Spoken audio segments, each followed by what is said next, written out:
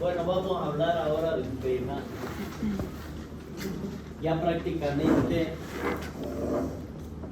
es como una complicación de la patología que ya hemos visto hasta ahora. Pero no es una enfermedad propiamente dicha que puede ser de origen propia que pueda tenerlo, sino que puede ser una complicación o provocada por algún microorganismo. Pero para hablar de ella, ya nosotros nos estamos refiriendo a un término, itis. Todo término que termine en ello ya significa inflamación. Pero cuando ya se le agrega un microorganismo, en este caso bacteriana, ya es inflamatorio infeccioso. Por lo tanto, me va a dar signos, sintomatología referente a lo mismo. Voy a tener todas las características de una meningitis, de lo que hemos hablado en semiología, pero además de ello se van a sumar signos y síntomas de un proceso infeccioso. Y ahí me voy yo con lo que viene a ser aumento de leucocitos, vamos a ver con desvío a la izquierda, vamos a tener fiebre, malestar general, etcétera, etcétera. Todas las manifestaciones de un proceso infeccioso. Ante esta situación se va a tratar como una emergencia, como una urgencia, como ustedes quieran llamar. ¿Ya? ¿Por qué? Porque esto y el pronóstico del mismo va a depender del diagnóstico y el tratamiento que nosotros realicemos de una manera inmediata. Para lo que vienen a ser, en primer lugar, disminuir lo que es la mortalidad y al mismo tiempo las secuelas que pueda quedar de la misma. Y vamos a ver aquí si dentro de ello los procesos infecciosos de la meninge, pues la meninge abarca mucho, ¿no es verdad? Si hablamos de meninge, me abarca mucho. Entonces lo vamos a conocer por parte. Será una leptomeninge donde me comprometa lo que es la pia madre y la aracnoide. Vamos a hablar de esto, cuáles van a ser los agentes que me pueden provocar este proceso inflamatorio e infeccioso. Vamos a ver ahí nosotros. Sustancias químicas, vamos a ver infiltraciones neoplásicas, trastornos inflamatorios de origen desconocido.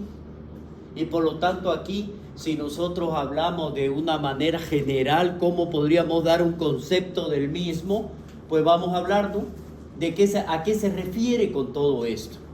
Bueno, repetir lo mismo y lo mismo, que es un proceso inflamatorio de la meninge, vendría a ser hasta un poco tedioso, pero es importantísimo que conozcamos y sepamos diferenciarlo.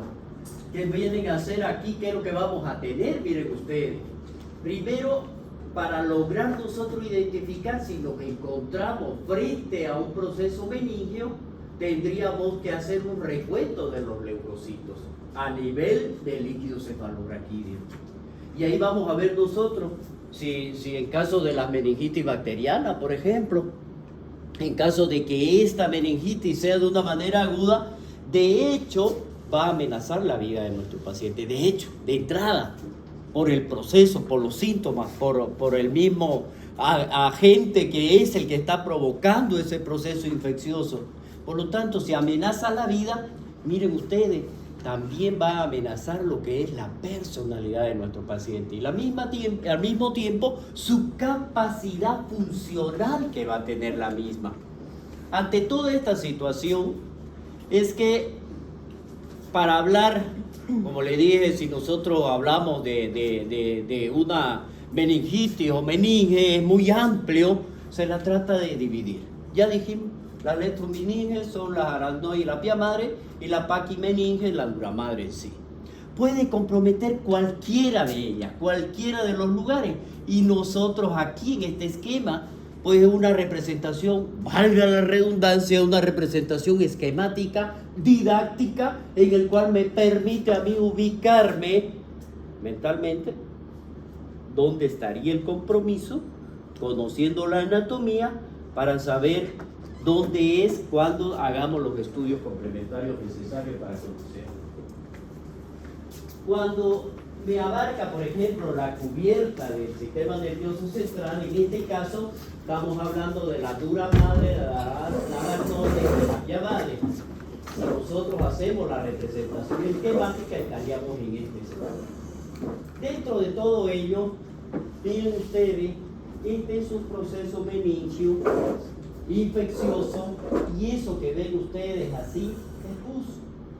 Entonces, ante todo ello, pues el cuadro característico de nuestro paciente pues va a ser con toda la sintomatología que la conocemos, rigidez, leucocitosis, leucocitos aumentados en el líquido, etcétera, etcétera. Es decir, todas las características de un proceso infeccioso complicado. Si nosotros continuamos entonces y podemos ver, porque es muy importante que conozcamos cuál va a ser esa anatomía en el cual este compromiso me va a llevar a las manifestaciones clínicas, vamos a ver que la meninge es la parte más importante de lo que viene a ser el sistema de defensa del sistema nervioso central. A eso le vamos a conocer como una barrera hematoencefálica y esta es la que va a poner, valga la redundancia, la barrera ante cualquier paso de sustancias que pueden viajar a través de la circulación y que impiden que entre en contacto con el líquido cefalorraquídeo y el tejido. Eso tiene que estar totalmente indemne, totalmente limpio de cualquier sustancia externa. Es decir, el líquido cefalorraquídeo tiene que ser solo líquido cefalorraquídeo y no puede haber sangre. Entonces, a eso es lo que nos vamos. Ante esta situación, entonces, la función de la meninge, ¿cuál sería su principal? Simplemente proteger a este de aquí. Eso es. Por lo tanto, es la barrera anatómica principal con la que nosotros contamos. Por lo tanto, va a servir como armazón ante los recorridos, porque dentro del cerebro, específicamente, perdón, de la meninge o del sistema nervioso central, o del sistema nervioso, no tiene que haber nada, tiene que estar alrededor de él. Entonces, ¿qué significa esto? Significa que es una armazón que le vamos a hacer para los vasos sanguíneos, antes que penetren directamente, antes de que penetren al tejido nervioso. ¿Qué significa? Es como si le formaran una especie de, ya su nombre lo dice, pues, ¿no? Una especie de coraza antes de penetrar. Y solamente penetran en forma limpia. Eso es lo que me está haciendo al sistema nervioso central. Entonces, si me sirve como armazón, cualquier proceso que llegue a comprometer a esta meninge, me va a comprometer al sistema nervioso. Porque va a permitir el paso de muchas sustancias, porque se rompe la barrera. La etiología en un adulto, miren ustedes el estudio que se ha hecho, pero lo más frecuente, los estreptococos neumoniae, la Neisseria meningitidis, la Listeria monocytogenes, vamos a ver los estreptococos agalactiae, la Haemophilus influenzae tipo B y otros que a la vez hasta el momento que pueden venir cualquiera de ellos, pero que se lo engloba dentro de una determinación que se lo conoce con el nombre de desconocido o otros, y que abarca un gran número de ellos. Pero esos 5 o 6, 5 que son los principales, son los que nosotros tenemos que tener mucho cuidado. Porque esto va a depender, ya dijimos nosotros, de que hagamos un diagnóstico precoz y un tratamiento lo más antes posible para evitar las complicaciones de ella. Y ya sabemos nosotros que los antecedentes de cualquier trauma, cualquier proceso que lleve en el sistema nervioso central me va a dar secuelas, ¿no es verdad? Y ante esa situación es que nosotros tenemos que ver. ¿Qué es lo que pasa aquí entonces? Miren, no solamente pueden ser bacterianos, también hay viral. Y ahí por nombrar algunos, el exovirus, el cosaque, tanto el alcoholivente, los virus de la parotiditis, el herpes, el Epstein-Barr, miren ustedes, el HIV, el herpes zóster, el citomegalovirus o polivirus. De esto nosotros, dentro de esto, teniendo ya el conocimiento de que pueden afectarme, también tenemos que pensar también que pueden haber de origen exótico. Y aquí tenemos el criptococo, el cándida, coccidioides, histoplasma, capsulatum, aspergillus. Es decir, no estamos libres de nada. Y de esto va a depender nuestro sistema inmunológico. porque si nuestro sistema inmunológico está disminuido, difícilmente vamos a poder nosotros controlar esto. Y aún más, si tenemos ya un proceso a nivel meningeo, cualquiera de los 3 niveles, entonces también va a ser factible de que pueda ser atravesado por cualquiera. Entonces, ¿cuáles van a ser esas vías por las que puede llegar a provocarse una meningitis? La hematógena. Esta es la principal, esta es la más frecuente. Y por lo tanto aquí vamos a ver nosotros que cualquiera de ellos que tenga cercanía al cerebro o a la meninge, como son las fosas nasales, como son las faringes, que son lo mismo que por eso digo yo, siempre en un paciente que me tiene una faringoamigdalitis o una otitis o cualquier proceso en los senos paranasales, yo le tengo miedo, de verdad, le tengo miedo. ¿Por qué razón? Porque estamos ahí, pues, es nada, es lo que le puede pasar. Entonces, ese es uno de los principios. Y lo peor todavía, puede pasar asintomático. Pueden pasar asintomáticos. Otra son las extensiones locales, por continuidad las otitis media, mastoiditis, sinusitis, posibles rutas para la migración de patógenos vía sistémica, ya los planos tisulares, con la fosa posterior, fractura de hueso temporal por cualquier traumatismo, implantación directa, miren ustedes, por complicaciones de cirugía de la cabeza o cuello, trauma penetrante, por la fractura con minutas de cráneo, osteomielitis. Importancia aquí son las fracturas que complican con fístula en el área etmoideal. Miren ustedes la neonatal, esto ya viene del tracto digestivo genital, de la parte genital materna. En esto también tenemos que tener cuidado en el momento del nacimiento de nuestros niños. La revisión que se debe dar tanto a la madre como al recién nacido para evitar esto. Bueno, este es un esquema en el cual nosotros vamos a tratar de identificar cuáles van a ser esa posible invasión meningea. La replicación, por ejemplo, en el espacio subaracnoideo. La replicación significa el proceso que se va a llevar adelante dentro de este espacio. Y luego de esto, si ya se ha provocado esa liberación, ese proceso, esa reproducción en este espacio subaracnoideo, ¿cómo es que se van a liberar estos componentes bacterianos? ¿Hacia dónde están yendo ellos? Y ahí vamos a ver nosotros qué alteraciones me van a provocar. Ya lo tenemos en el espacio subaracnoideo, ha habido reproducción. Entonces, el primer daño que me va a provocar, el endotelio vascular. Miren ustedes aquí qué es lo que va a pasar. Este endotelio microvascular cerebral, que es uno de los primeros, ¿quiénes son los que están proliferando ante este proceso? ¿Quiénes van a venir a ayudar? Primero los macrófagos, los polimorfos nucleares, otras células que van a estar dentro de ellos, pero en su afán de ayudar, liberan citoquina. Ojo, liberan citoquina. Y la citoquina hacen que se liberen interleuquina. Estas interleuquinas son las que llevan la información a los otros grupos celulares para que vengan y ayuden a defenderlo de ellos. Pero en ese proceso de defensa, ¿qué es lo que están haciendo? Están mandando el mismo proceso. Están mandando el mismo proceso. Por eso se hacen sistémicos. Puede ser localizado. Y ahí es donde están viniendo. Pero a través de este proceso me están mandando a otros lados y lo hacen sistémico. Ahí ya estamos listos. Ahí ya estamos listos. Entonces, ¿qué es lo que va a pasar aquí? Me van a dañar a este endotelio microvascular y por lo tanto, ¿qué se hace? Se aumenta la permeabilidad a la barrera hematoencefálica.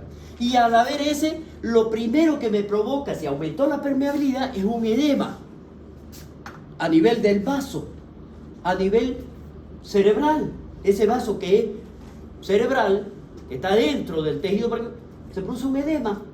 Y por lo tanto, ¿ese a qué me lleva? A una hipertensión endocraniana. Ojo, miren el proceso del cual no queda ahí. Miren lo que van. todo este proceso, que esta citoquina en la cual se liberó, me va a provocar este de aquí me provoca una inflamación en el espacio subaranoideo. Si hay una inflamación en el espacio subaranoideo de estos vasos sanguíneos microvasculares, ¿qué se va a llamar? Vasculitis. Y si hay un edema, ¿qué me va a disminuir? La luz. Y si me disminuye la luz, ¿qué me va a hacer? No me llega sangre. ¿Y a qué me va a provocar? Infarto. Ojo, miren ustedes las complicaciones. ¿A qué me va a llevar esto?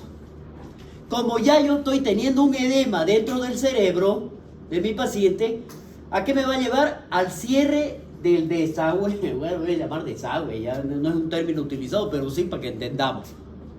Que es la evacuación del líquido cefalorraquídeo. No se olviden que este tiene que recircular, por lo tanto no va a recircular. Se va a quedar, hay una retención. ¿Y qué es lo que hace aquí entonces? Me lleva al aumento de los ventrículos. A ese líquido retenido en estos ventrículos se va a llamar hidrocefalia, porque ya me lo está reteniendo este animal. ¿Y a qué me va a llevar esto? Me sigue aumentando y me lleva a un edema. ¿Y el edema qué hace? Me aumenta más este proceso. ¿Y a qué me lleva eso? A la disminución del flujo sanguíneo cerebral y la pérdida de la regulación cerebrovascular. Miren ustedes, este esquema es tan bonito, tan didáctico, que por eso es que a nosotros, o nosotros los médicos, tenemos que hacer un diagnóstico precoz para realizar un tratamiento lo más antes posible para evitar esto. Para evitarlo. Lo malo es que no cualquier medicamento llega a donde debe llegar, que es ahí, ¿no? Y ahí es donde ya tenemos que recurrir a otro tipo. Para esto se necesita tener ciertos factores de riesgo.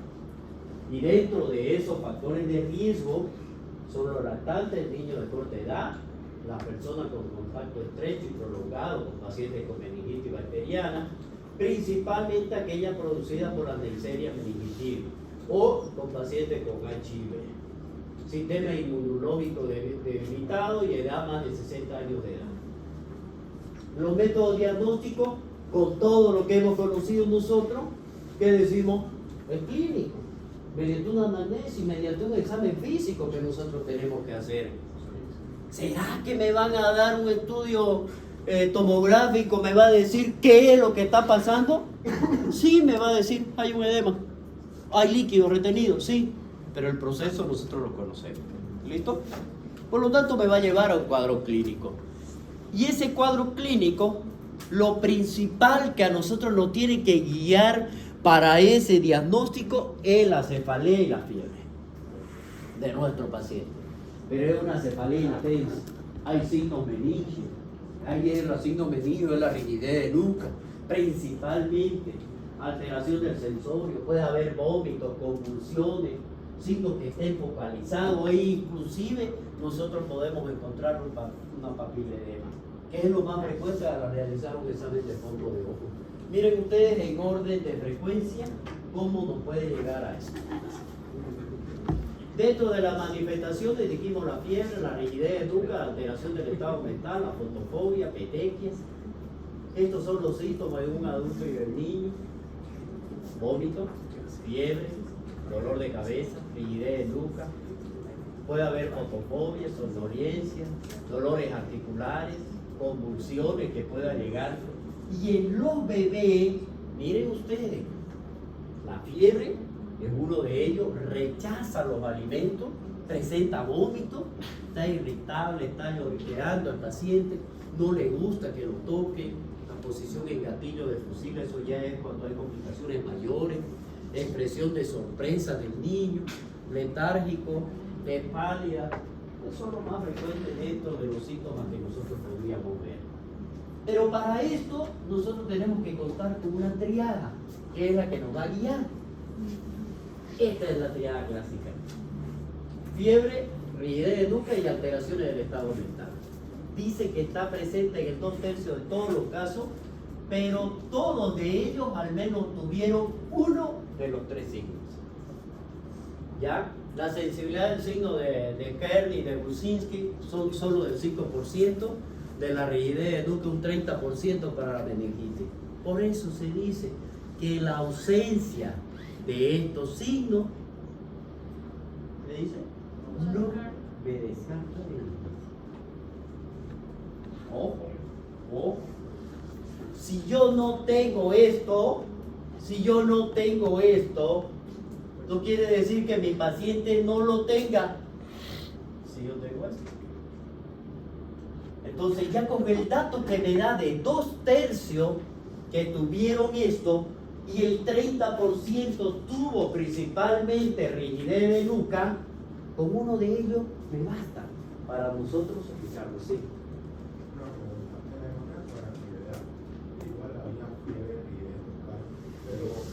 ¿Cuál es la diferencia? O sea, ¿cómo sospechamos meningitis de una ¿Qué dijimos que era para hacer el diagnóstico lo principal? No. Ahora. ¿Qué? Exacto, tu historia clínica, tu saber físico, ¿no es verdad? Y por supuesto, el antecedente clínico de nuestro paciente para una hemorragia subarachnoidea tiene que haber antecedentes. ¿Ya? Y ahí lo vas a ver vos. El paciente entra en un letargo y en un coma y los signos van aumentando.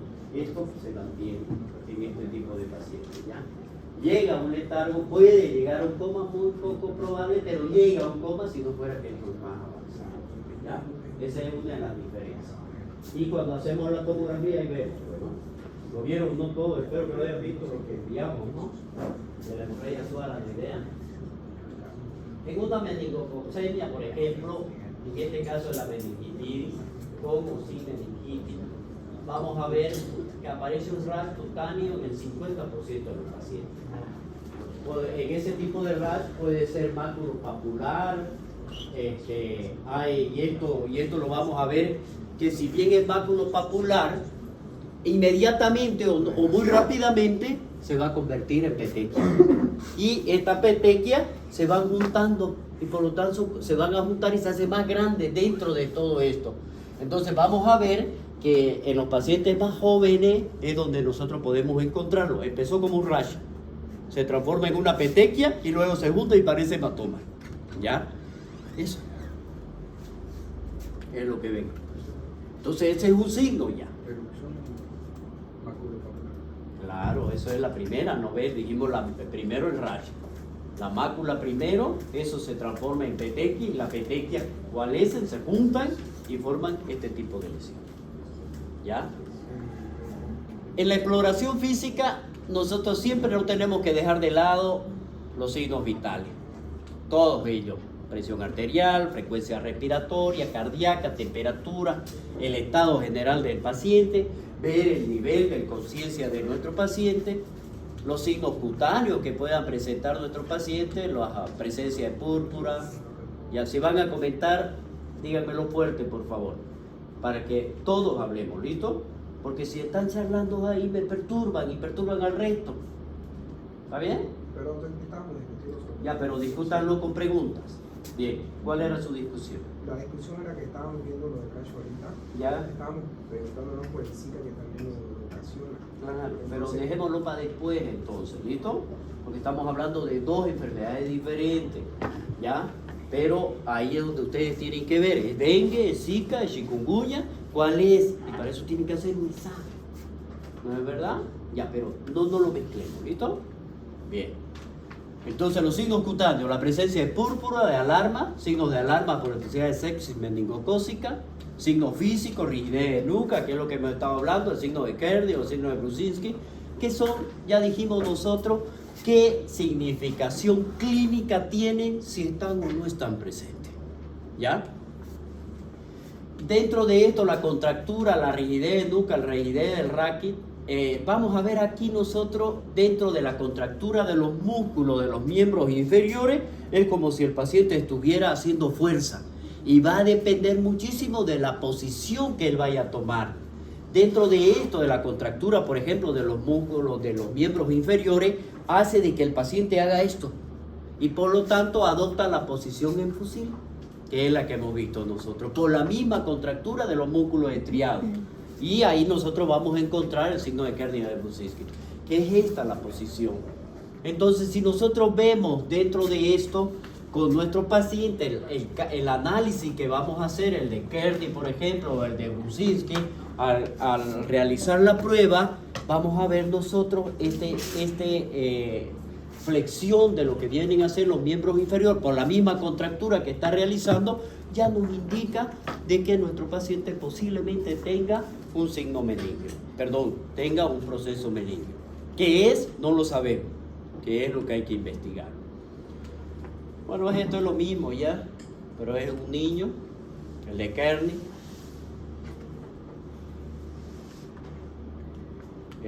Vamos a ver aquí nosotros otro tipo de manifestaciones, como son la hemiplegia, por ejemplo, hemiplegia de la parte motora. Pueden haber alteraciones oculares, pueden haber alteraciones psíquicas dentro de esta, como delirios o cambios de carácter, vegetativas como hipertermia, somnolencia, que hemos hablado, estupor y el coma. Ya tenemos a nuestro paciente con meningitis, pero ahora nosotros tenemos que clasificar a nuestro paciente si está grave o no, para ver si nuestro paciente pasa a una terapia intensiva o se queda en una sala de medicina interna de tratamiento. Para eso nosotros tenemos que ver algunos criterios. Y ahí vamos a ver nosotros, nuestro paciente puede estar choqueado o no, puede haber, y ahí hablamos ya de un shock séptico, por ejemplo, viendo qué es la edad extrema de la vida, dijimos 60 años y niños y ancianos, ¿no? Alteraciones de la conciencia, presencia de púrpura cutánea e instauración del cuadro en menos de 24 horas, dijimos que es aguda. Entonces, de eso va a depender el cuadro que se vaya a relacionar. Para esto nosotros tenemos que tener exámenes complementarios. Y para complementar, iba a decir, bueno, pues ya sí está bien. Para complementar nuestro diagnóstico y tener certeza de lo que vamos a dar, el diagnóstico definitivo, para eso tenemos que solicitar ciertos estudios. Y ahí vamos a ver nosotros. Los laboratorios siempre. Hemograma, glucosa sérica, prueba de la función hepática, perfil de coagulación y gases arteriales. Esos son como pruebas de rutina que ustedes van a hacer. Pero al mismo tiempo que ustedes, estos gases arteriales me está dando ya el nivel de la alteración del equilibrio ácido base que debe existir, porque nuestro paciente con todas las alteraciones centrales puede entrar o en una acidosis o en una alcalosis, ya sea respiratoria o ya sea metabólica. Por lo tanto, yo tengo que saber para poder corregir o para poder realizar el tratamiento. La microbiología, dentro de ello, es cuando ya nosotros tengamos una sospecha mayor. Generalmente se pide un hemocultivo cuando no tenemos el diagnóstico certero, y el hemocultivo tiene sus características. Se lo tiene que solicitar cuando el paciente está con fiebre y sacar la sangre para hacerlo. Luego sabemos nosotros que dice que por cercanía siempre hay que hacer un hisopado cuando no tenemos una fuente de cuál haya sido. Un hisopado faríngeo, cultivo y antibiograma del mismo. Ya, y siempre realizar una prueba del PCR. Aquí nosotros, este test de PCR es para ver cuáles son los patógenos más usuales, meningitis. Entonces vamos a pedir para ello, para ver la proteína C reactiva dentro de los mismos y decir, señores, ¿cuáles son? ¿Por qué? Cualquiera dice que la proteína C reactiva ante cualquier proceso se me eleva porque es totalmente sensible. Entonces veamos nosotros a cuál de ellos es el que va a pertenecer. Si nosotros pedimos el hemograma, dice que puede estar alterado ante cualquier proceso bacteriano que sea severo. El hemograma y el PCR. El hemocultivo, cuando es el líquido cefalorraquídeo es negativo, es difícil que el hemocultivo sea positivo. Ahora nosotros hemos pedido el líquido cefalorraquídeo. Y para hacer el líquido cefalorraquídeo es mediante una punción lumbar. Entonces, ante esa punción lumbar, ¿qué tengo que tener? Después les voy a dar un cuadro. No sé si ya lo han visto. ¿Qué es lo que yo tengo que tener? Primero, el aumento celular. Sobre 1000, ¿cuáles son? Aumentó este. ¿Y quién es el que predomina aquí para decir es bacteriano. Los polimorfos nucleares predominan en este. Las proteínas aumentadas, mayor a 1 gramo por decilitro. La glucosa disminuida. Vamos a ver los valores. La glucosa tiene que ser casi similares.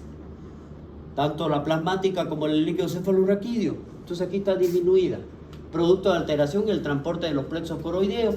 Si vemos nosotros el cloro aquí normal o leve, la presión aumentada en general sobre 180 milímetros de mercurio, la prueba de cultivo de gran nos va a permitir encontrar cuál ha sido el agente que me está. Todos estos estudios se los realiza cuando uno pide un cultivo de líquido cefalorraquídeo. Una cuantificación y cultivo y antibiograma de líquido cefalorraquídeo. Miren ustedes, aquí está. Esta es la punción lumbar que se realiza en la columna vertebral. Aquí, desde el momento en que presionamos nosotros, introducimos la aguja en el espacio subaranoideo, llegamos, la presión con la que sale ya me está dando una visión de que posiblemente sea ya de origen infeccioso. Entonces vamos a ver si esta se encuentra elevada, estaría sobre los 60 centímetros de agua. Sospechar un edema cerebral, foco supurativo intracraneal o una hidrocefalia comunicante. Paciente con bajo conteo celular en el líquido cefalorraquídeo tiene un pobre pronóstico. ¿Por qué? Porque el sistema inmunológico está prácticamente disminuido y no le está dando lugar a defenderse, ¿sí? Allá va a salir. Miren ustedes el análisis del líquido cefalorraquídeo. En el análisis del líquido cefalorraquídeo, eso es lo que nos van a hacer y nos van a realizar a nosotros. La presión, y lo que nosotros tenemos que ir, primero la presión de apertura, cómo salió, fue a chorro, fue goteo, gota por gota, qué apariencia tiene, es claro, es turbio, lechoso, hay glucorraquia, vamos a ver aquí, en caso hay proteinorraquia, recuento de leucocitos, técnicos de Gram, cultivo, serología, proteína C reactiva, lo que son los valores normales en el líquido cefalorraquídeo. Esto es muy importante que nosotros lo conozcamos. La glucosa dice que es el conteo normal, es mayor al 40% en la glucemia normal. Es decir, nosotros ¿cuánto tenemos lo normal? De 100 hasta 110 algunos colegas dicen, o algunos libros, perdón, hasta 110. Si nosotros vemos aquí, dice que para ser normal tiene que ser mayor al 40%. Mayor al 40%. ¿De cuánto estamos hablando? Doctor, buenas ¿Cómo tardes. está? ¿Cómo le Buenas va? tardes. María Eugenia de Bienestar, estudiante. ¿Cómo ¿Cómo le está, va? María? Quiero llevar 5 estudiantes, por favor, unos minutitos, que estamos en un proyecto, ¿puede ser?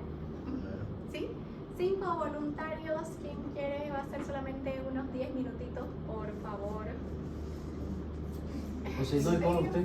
Ya, vamos, está bien, vamos, venga. Gracias, doctor. Ya, no se preocupe. Ya.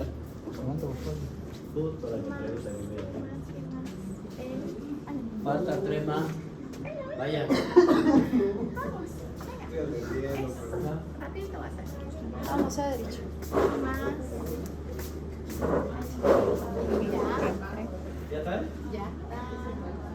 3, 4, una más. Aquí él quiere, creo. Ahí. Gracias, doctor. Gracias. Vamos. Miren ustedes las proteínas totales entre 15 a 30 miligramos. Eso es lo normal. Albúmina de 10 a 30 miligramos. Ya la globulina, en este caso, de 3 a 12% de las proteínas totales. La célula, miren esto, el conteo de células. Los linfocitos, en este caso, tiene que ser de 0 a 5 linfocitos por ml. Se considera normal. Glóbulo rojo, de 0 a 5 hematíes por ml. Adenosín desaminasa, dentro de eso, menos de 10 a 12 unidades por ml. Cloruro, en este caso hablamos del cloruro de sodio, 120 a 130, hasta 135 es lo normal, ¿se acuerdan? En el plasmático. Vía el equivalente, y la presión de salida debe ser de 10 a 20 centímetros de agua. ¿Cuánto dijimos acá cuando me da de alerta?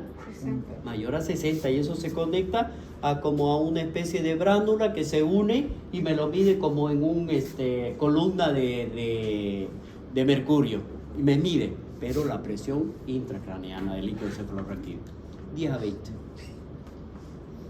Aquí vamos a ver entonces, debe recogerse en este caso un mínimo de 3 tubos, siempre 3 tubos para hacer el conteo cuando se recoge el líquido cefalorraquídeo.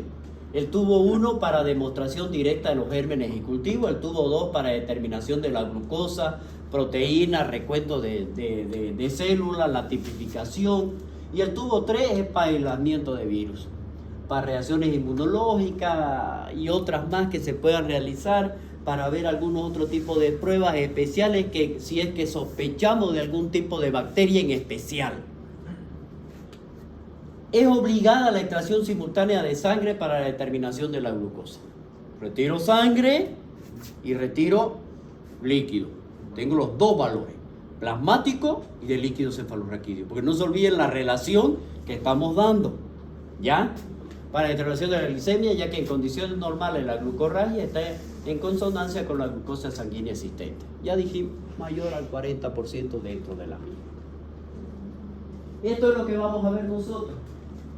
En el examen ya dijimos nosotros la presión de la apertura del líquido cefalorraquídeo, cuánto está, los leucocitos, el porcentaje de neutrófilos, miren la proteína, cuánto debe ser la glucosa, cuánto debe ser la glucosa del líquido cefalorraquídeo. Sí. Estos son los valores habituales en un paciente con meningitis bacteriana. Esos son los que vamos a encontrar.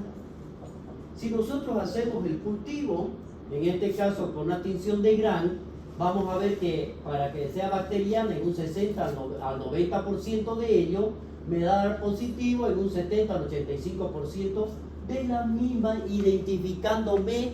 Lo que me está diciendo es la especificidad del cultivo. ¿Qué me está diciendo? Bacteria me dice que me puede identificar en la tinción de Gram en un 90%. Y el cultivo me va a identificar claramente cuál bacteria es hasta en un 85%. Si bien aquí nosotros hablamos, por ejemplo, de lo que son la tinción de látex o prueba de PCR, la sensibilidad es muy pobre, pero si nosotros vemos del PCR, en este caso, el valor predictivo que me va a dar, dice que es excelente dentro del mismo, pero lo tengo que relacionar con mi hemograma. No se olviden que los dos están alterados, ¿ya? Y la proteína C reactiva y la procalcitonina sérica, esto ya nos van a decir qué es. ¿Es bacteriana o es viral? Y por lo tanto me tienen que discriminar entre ambas. Y me siguen dejando más en la duda. A eso cultivo. Por lo tanto, los estudios complementarios que nosotros vamos a tener, los estudios que me van a guiar a un diagnóstico específico, va a depender de la clínica de mi paciente, y por lo tanto tenemos que confiar en el cultivo y antibiograma que nos van a realizar. Cuando hablamos de cultivo es para que me identifique qué tipo de microorganismo es el que está provocándome esa lesión. Y cuando hablamos de antibiograma me está diciendo qué antibiótico es el que voy a utilizar para ese tipo de microorganismo. Ahí está, una de ellas, el cultivo más antibiograma, tinción de Gram, tinción Paraguay, ratita china para ver la glucosis, esto es lo mismo. Y esto es el cuadro que yo le decía. Esto es muy importante. Y en toda emergencia que ustedes puedan ir a ver, en la mayoría de nuestras emergencias, tenemos este cuadro. Tenemos este cuadro. Porque aquí me permite diferenciar lo que viene a ser la micótica, lo que viene a ser la viral y lo que viene a ser la bacteriana, de acuerdo a cada uno de los datos que nosotros hemos visto. Y cada uno me da un dato correcto. El líquido cefalorraquídeo, si es bacteriana, es turbio, en cambio si es viral o micótica es clara. Tipos celulares, dijimos que aquí predominaban los polimorfos nucleares, aquí los linfocitos y aquí tengo ambos. Recuento leucocitario, miren ustedes lo que van a tener si es bacteriana, entre 1000 a 5000 por ml y de colonias, ¿no? Y aquí entre 50 a 1000 y aquí entre 20 a 500. Es decir, ya me está indicando a cuál de ellas me está la proteína en este caso de 100 a 500 miligramos por decilitro. Miren, de 50 a 200 dice por decilitro si fuera, o normal en este caso. Y si fuera micótica entre 50 a 200. La glucosa menor a 40, aquí dijimos que es mayor al 40%, ¿no es verdad? Entonces, si tomamos en cuenta, por ejemplo, que algunos libros toman entre 90 a 100, porque ya 101 ya es alterado, en otros dan el valor general. Para nosotros lo vamos a poner en porcentaje. Lo vamos a poner. Normal es mayor a 40%. Si es menor al 40%, en este caso, 40 miligramos, porque si es 40%, ¿cuánto sería? Es eso, pues, ¿no? A ver, saquen de 100 serían, no, pues de 100, 50. De 100 sería 40, pues. Sí. Claro, no hay vuelta. Sí. Claro, de 100 es 40. Entonces ese es el valor dentro de las características que me está diciendo de la glucosa. Y por lo tanto, si nosotros estamos dentro de ello y yo tengo menor a 40, puede ser bacteriana. Pero si tengo menor a 50, 40, 45, ya es micótica. Pero si es mayor a 60 o normal, es viral. No me lo está descartando, me está diciendo que es viral. Cloruro, ¿ya? Presión de apertura, ya dijimos que está elevada, igual que en la viral. Y la meningitis micótica es baja. Vemos aquí nosotros, esto es importantísimo, cuando nosotros debemos, no debemos, mejor es, cuando no debemos realizar una punción. ¿Cuáles son las contraindicaciones? Uno, en el síndrome de hipertensión endocraneana, la hemorragia intraparenquimatosa, en que la punción lumbar puede agravar el efecto de masa, compresiones y tumores medulares, enclavamiento medular, infección local, alteraciones severas de la coagulación y lesiones expansivas de la fosa posterior por el enclavamiento lumbar. Cuando hablamos de enclavamiento es por la compresión que puede, ¿sí? Compresión que puede tener el tronco, y esa es una de las situaciones. El diagnóstico paraclínico, es decir, dentro de las mismas me van a dar signos y síntomas paraclínicos. Para eso, el diagnóstico que vamos a realizar, la prueba de aglutinación de látex, para ver con los 3 tubos que nosotros hemos enviado, prueba de lisado de la megocitos del límulos. Vamos a ver y vamos a tratar de identificarlo de cada uno de estos, cuáles son. Ya son pruebas más avanzadas que muchas veces la dejamos de lado, pero no descartada, sino cuando se necesita tener un diagnóstico más certero. La prueba de la resonancia magnética sí la vamos a hacer, porque no se olviden que la resonancia es más específica para tejido blando. Eso lo vamos a hacer. La tomografía computarizada sí, por si no hay algún otro tipo de proceso. La cerebral, considerar la utilidad es limitada para el diagnóstico. La TAC normal no excluye hipertensión endocraneana. Si no hay contraindicaciones a punción lumbar, no es necesario hacer antes una tomografía, si no hay. ¿Qué significa esto? Si no tengo las contraindicaciones para realizar una punción lumbar, realizo la punción lumbar y no hago tomografía. A eso es lo que me está diciendo. Entonces, entre una punción lumbar y una tomografía, mejor punción lumbar. ¿Ya? Esto es lo que me está dando, las características de cada una de ellas. Me hablan de algún tipo de proceso, mire que ya están identificados, que son aumentos, mejor dicho, disminución de la densidad dentro de cada uno de ellos, que es lo que me está provocando.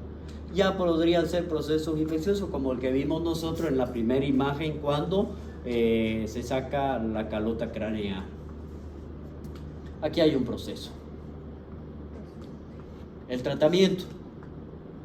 a nivel extrahospitalario y mientras se efectúa el traslado, que debe ser lo más antes posible. Entonces, ¿qué vamos a hacer?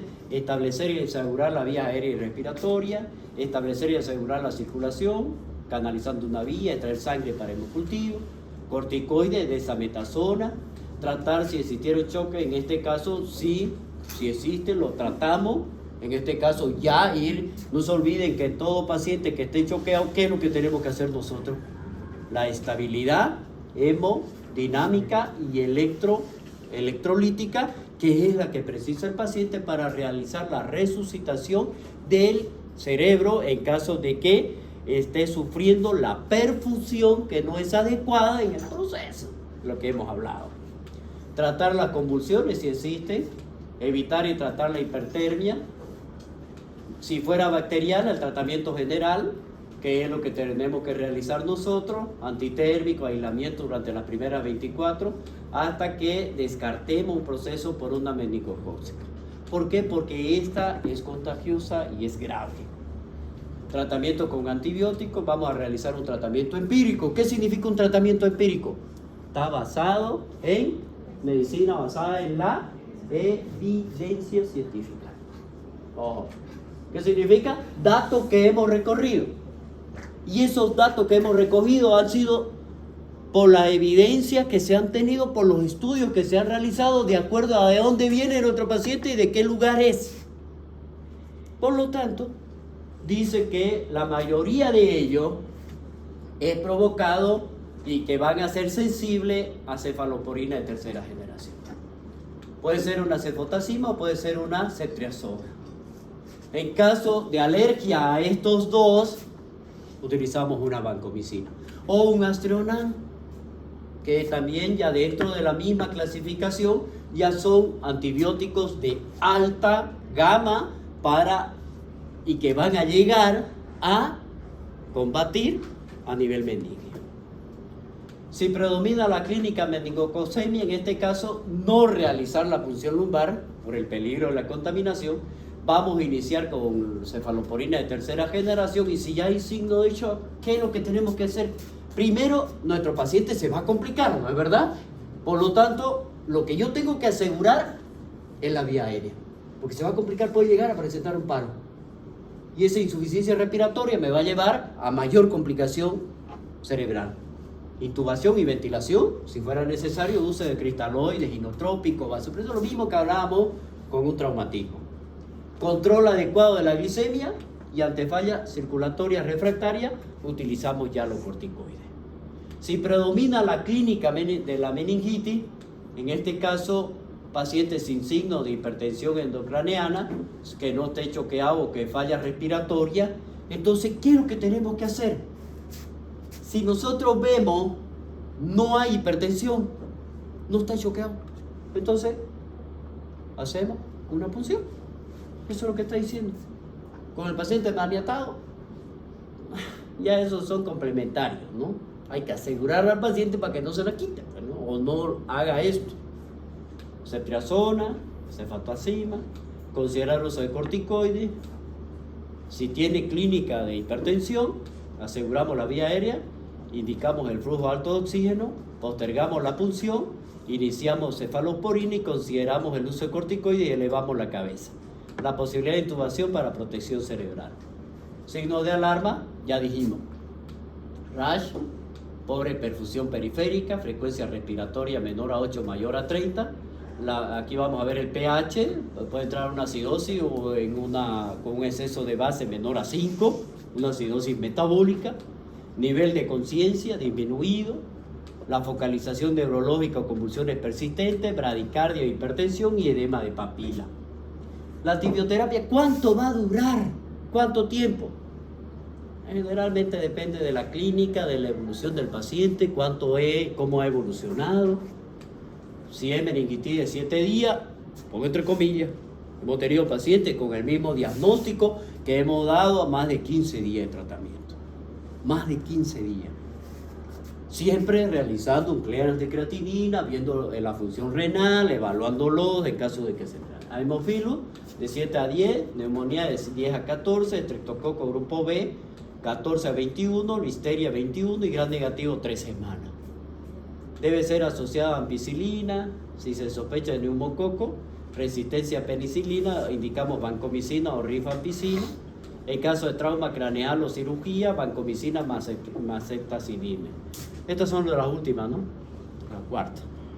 La quinta, ya dentro de ella, se adecuará la terapia al resultado del laboratorio. Por lo tanto, va a depender la duración del tipo de paciente y la clínica que tengamos. Los corticoides, si es necesario, indicamos desametasona, iniciamos antes o junto con la primera dosis de antibiótico si sospechamos neumococo.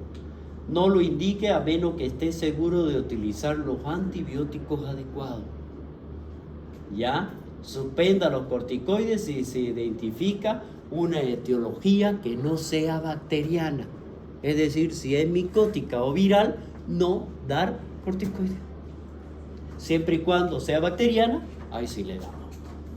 Bueno, esto es para que tengan una idea de todo lo que se puede administrar en nuestro paciente, una idea de cada uno de los antibióticos que ahora utilizamos más el meropenem, por ejemplo. ¿Ya? Ahora utilizamos mucho más el meropenem que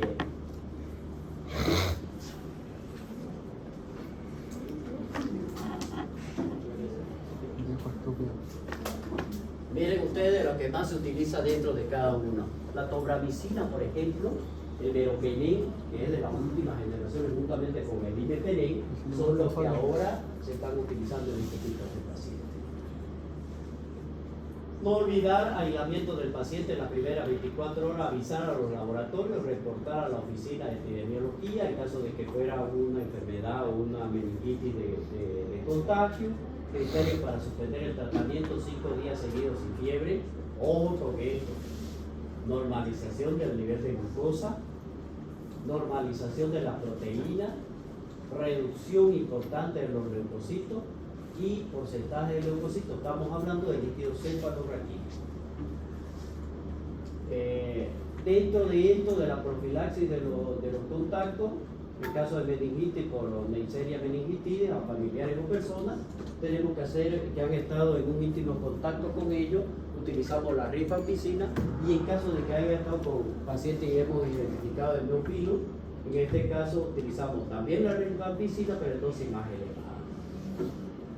La quimioprofilaxis es para cada uno de ellos, ¿no? Dependiendo de la causa, de cuáles son. Por ejemplo, la rifampicina para el hemofilo, por 4 días lo podemos administrar por vía intramuscular o endovenosa, si fuera Neisseria, lo mismo, o ceftriaxona con una dosis única. La neumonía no está definido qué vamos a hacer, el estreptococo beta hemolítico sí con la ampicilina, ¿no? A la madre. En caso de inmunoprofilaxis, en este caso, ¿qué tipo de vacunas son las que vamos a hacer? Esto se le hace a los recién nacidos, se le da a los niños para los 9 meses, va dependiendo qué es lo que queremos nosotros proteger para cada uno. Este es una meningocococemia, en un niñito, todas las características, miren cómo empieza el RAS, cómo se han ido juntando y qué es lo que me llegan a formar con el mal. La complicación de infarto y trombosis venosa, cerebritis y acceso, confusión sutural, edema, vesicularis, hidrocefalia, edema cerebral, convulsiones, o sea, todo puede operar con mi paciente.